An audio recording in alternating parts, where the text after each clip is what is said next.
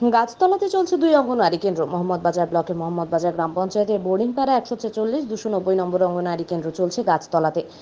দীর্ঘ 10 থেকে 12 বছর ধরে এইভাবে চলে আসছে বলে দাবি গ্রামবাসীদের। সুপারভাইজার গ্রামের মানুষের সাথে কথা বলে এখন দুটো সেন্টারের খাবার একটি বাড়িতে তৈরি করার ব্যবস্থা করেছে। বৃষ্টি হলে খুব সমস্যা হয়। যে সমস্ত অঙ্গনওয়াড়ি কেন্দ্র গাছতলাতে চলে অথবা কারো বাড়িতে চলে, সেই সমস্ত সেন্টারগুলো যদি নিকটতম কোনো প্রাথমিক বিদ্যালয় করা যায় তাহলে ভালো হয় বলে প্রশাসনের বক্তব্য। কিন্তু কিছু সেন্টারকে করা গেলেও এই 2 অঙ্গনওয়াড়ি কেন্দ্রকে গ্রামবাসীদের জন্য করা হয়নি। কারণ হিসেবে গ্রামবাসীরা বলছে, আমাদের অনেক দূর হবে, বাচ্চাদের পাঠাবো না। তাই এখনো পর্যন্ত তো এই গ্রামের মধ্যেই সেন্টার চলছে। রান্না করে কিভাবে? বাচ্চারা আসতে পারছে না, পড়াশোনা হচ্ছে না, রান্না 146 নম্বর সেন্টার মোহাম্মদবাজার 2 রান্না হচ্ছে গাছের তলায়। কি অবস্থা নিজেরা দেখতে পাচ্ছেন। এলাকার মারাও আছে, তাদের সাথেও কথা বলে নিতে পারেন। বৃষ্টি হলে জল পাই না, জল নেই, জল আনতে হয় দূর থেকে।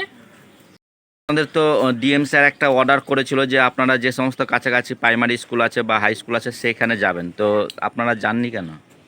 আমি এরকম কোনো অর্ডার পাইনি। আমি এখানে 3 মাস হলো এসেছি, আমি এখনও কোনো হাতে অর্ডার পাইনি। আমি জানিয়েছি, এবার অর্ডার পেলেই যাবো। আপনারা সিডিপিও স্যারের সঙ্গে কথা বলেছেন? হ্যাঁ, বলেছি আমি। বলছি বাচ্চাদের সমস্যা হচ্ছে, জল হচ্ছে, পড়াশুনো হচ্ছে না, দিদিরা রান্না করতে পারছে না, কোনো চালা নাই, কোনো ঘর নাই, তাহলে কী করে হবে?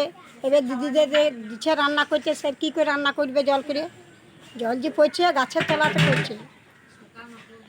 এখানে আপনাদের কোনো জায়গা নেই, সরকারি জায়গা নেই যে এই রান্নার জায়গা করে দেবে বা চালা করে দেবে? চালা করে দেবে সরকারের জায়গা কোথায়? পার্টি থেকে বলতে হবে, ওপর থেকে। হ্যাঁ, আমার ঘরে কিছু দিয়ে রান্না করলে চলে এলো, ধুমো হয়েছিল, আবার ওইখানে রান্না করছিল, ওইখানে জল হয়েছিল, রোদ হয়েছিল, আবার এইখানে চলে, এইখানে ধরো এই গোয়াল রয়েছে, তাও বাচ্চাদেরকে তো কষ্ট দিচ্ছে না, ভিজিয়ে তেতে রান্না করছে। মানে গোয়ালের পাশে রান্না হচ্ছে, তাই তো? ফাঁকাতে পুকুরের গাবায়।